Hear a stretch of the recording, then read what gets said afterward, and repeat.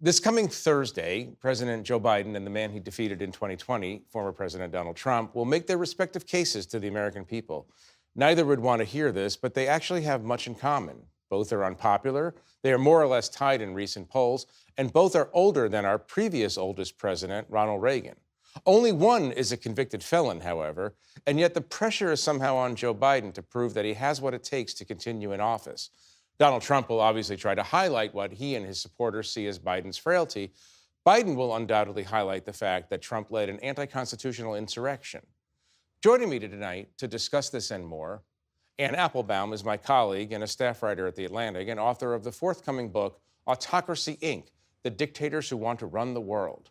Zolan Cano-Youngs is a White House correspondent for The New York Times. Jonathan Karl is the chief Washington correspondent, for ABC News and the author of Tired of Winning, Donald Trump and the End of the Grand Old Party. And Vivian Salama is a national politics reporter at the Wall Street Journal. John, I didn't mean to demote you. Oh, no, I'm sorry. Or promote you. I don't know. Promote, demote, I don't know. I thought it was still a good title. Yeah, no, everybody here hears great titles. So welcome to our new table. Very proud of it.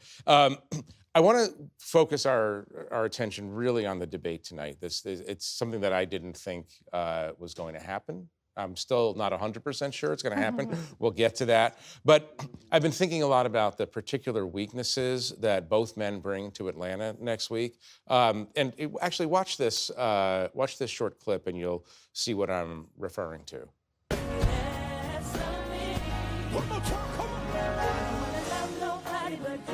I don't wanna love nobody but you. I don't wanna love nobody but you.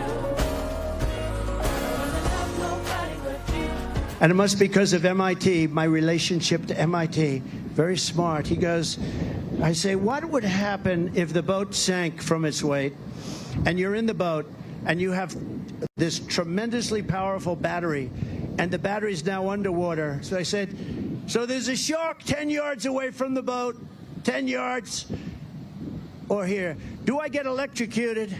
If the boat is sinking, water goes over the battery, the boat is sinking. Do I stay on top of the boat and get electrocuted?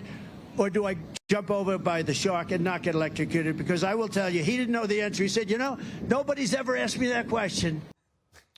So, okay, so one man in that little sequence has some frailty issues. It just seems that way. I know his people are telling us, the journalists in Washington, that Joe Biden is like the Hulk. He's all like muscle and vigor, but our eyes are telling us something else. The other man is only 3 years younger, actually, and he doesn't seem very frail physically, but you know, in matters of cognition and coherence and storytelling, you know, it's something else entirely. So, I mean, I don't want to overstate it, but often Donald Trump doesn't make any sense, right? So, John, how does Trump come into this debate and prove that he's cognitively competent? Well, you did something important there, which is you played an extended clip of Donald Trump. And by the way, you could have kept on going. I think it's something that people haven't seen much of. Donald Trump is omnipresent in our lives, the criminal cases, all this, but there has been not much coverage of what he is actually saying since he was in the White House. I mean, people have largely tuned out. So here you will have, an extended period of time where we actually hear Donald Trump have to respond to real basic questions, give answers, have to have rebuttals, and to hear what he's actually talking about. And he's been out there. I mean, right. This is actually the case I've been making based on my reporting is this is not even the same Donald Trump of the Trump presidency. He wanders all over the place. His ideas have gotten fuzzy. I mean, he's never been linear. No, he's never in particular. But I think this is the first extended look that a mass group of American people will have of Donald Trump since he was in the White House. And that was the thinking, too, when sort of the Biden campaign, when President Biden first sort of challenged him this early. I, like you, was surprised when the news of this popped this early in what is normally the debate schedule, that it's happening this early. Yeah. But when you talk to Democrats and Biden's top aides, They think that by being able to put Trump out there in the spotlight can sort of help them accomplish what they've been trying to do for now the past couple of years and have thus far failed to really convey to voters. And that's the contrast. Right. Vivian, I want to ask you two questions. The first is, would you rather be electrocuted or eaten by a shark?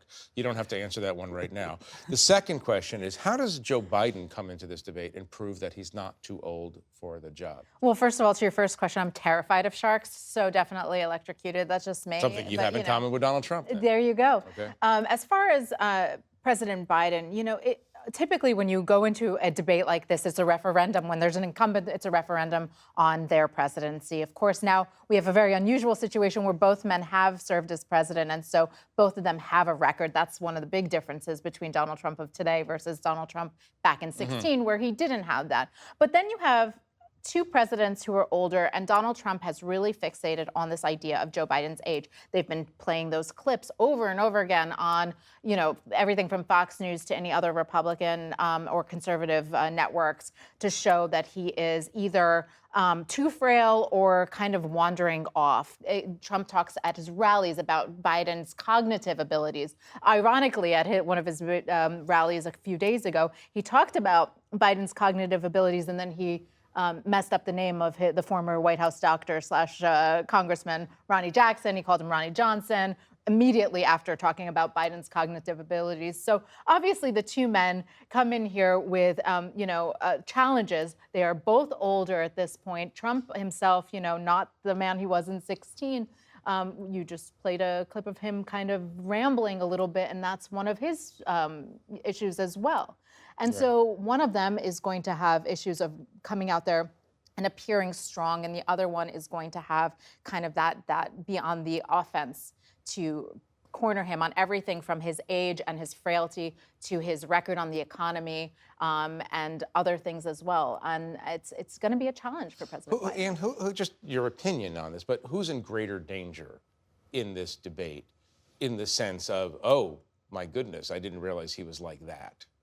I mean, they both face a certain kind of danger. I think in a way Joe Biden has the advantage, partly because that clip that you just showed, plus the other clips that have been circulating, there's one of him appearing to wander off at a G7 meeting when, in fact, he was going to greet somebody. That was edited. That was edited to make it look like that. But that means the bar for him is very low. All he has to do is prove that he's not senile, and clearly he isn't senile. And so he has a chance of doing very well, whereas I think actually the expectations for Trump are higher. And so it will be harder for Trump to appear coherent, to sound coherent. Trump doesn't seem to me anymore capable of making a coherent argument or making a case. And in a way, the difficulty is also going to be for those who are running the debate, because Trump is going to lie. That's what he does now. He just goes off on these rants. He makes stuff up. I want to get to that. I want to get how do you actually manage this debate in a second. But I just want to come to this question I sort of foreshadowed a bit at the beginning. Do you think that the debate is going to happen?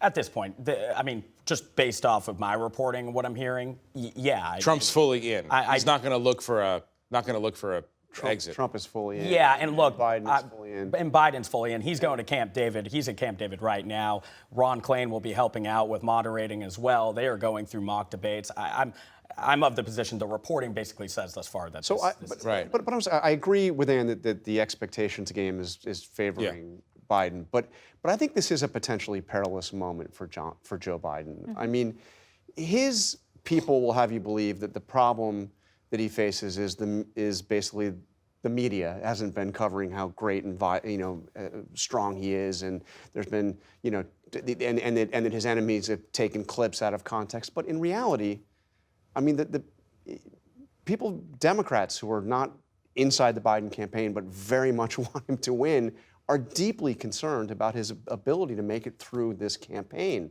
and are worried about at least the perception of him being so old and not able to make it through 4 years of a second term. Yeah, stay on that for a little bit. How much of that anxiety is related to the fact that at the end of his prospective theoretical second term, he'd be 86 years old? How much of the worry is even if he can get through next year, is Kamala Harris going to be president? Are you voting essentially for Kamala Harris? I think that is the concern. And I went back and I know you've done this too, but I went back and rewatched the debates from 4 years ago, particularly the second debate, which was the more, the first debate was a bunch of shouting and they both looked awful.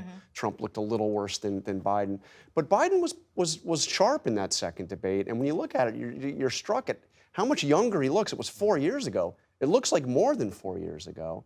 And I think one of the significance, the significance of this debate coming so early is it is coming before the Democratic convention, and that dream that fevered dream of Republicans and some Democrats that there will be some change at the Democratic convention will not be over until Biden speaks and accepts the nomination. But there's also so much riding on this debate because of that. You have the conventions coming right afterwards, and then we don't have another debate until September. So they are going to be there. It's the first time that these two see each other since the last time they debated. And for them at this point to be able to come out there and actually have an exchange, a policy discussion, that's why so many rules have been put into place. Everything from cutting the mics while they're speaking to having them on opposite ends of the stage, so that you don't have an incident like that first debate where they're just shouting over each other. I'm sure there's still going to be opportunities for them to do that. But also remember that both of these men, when they are not scripted, they tend to say things that can be a little bit off the cuff and or not what their aides would like. President Biden has been doing these mock debates, trying to really kind of soak in all the talking points where they're trying to get him to really memorize and stick to certain policy framings. But former President Trump is not. They say he's having policy discussions. So whether or not they're really getting into the nitty-gritty of specific policy talking points, or if he's just going to go out there and riff, that could really make a difference for him. Well, John, you've written a whole book on this. The idea that Donald Trump is going to read the briefing book is not historically grounded. No. And policy is not Trump's thing, as you know. Right. But if I can just say, so I think just to finish the Biden point is this is the moment where he can either answer those concerns, particularly the concerns among Democrats, that he can do this. Look, here he is, big moment. He seizes it. He looks like he can handle it. He can take on Donald Trump. Or if it's a disaster, there will be questions about whether or not he should continue to be the nominee. Right. Ann? No, I was just going to say that one of the things that's at stake in this election is, do we vote on policy? Do we vote on what's really happening in the economy? Or do we vote on bombast and identity politics and, essentially lies and that suit whatever biases you have? And the debate might show that. I mean, we might have a contest between one person who's trying to talk about policy on the one hand, and another person who's riffing about sharks on the other. But there's a constituency that likes the sharks. I mean, he's funny, he's a showman. I can identify with someone who says wacky stuff. That's just like me. It's just like my uncle. And that's one of the things that we'll discover.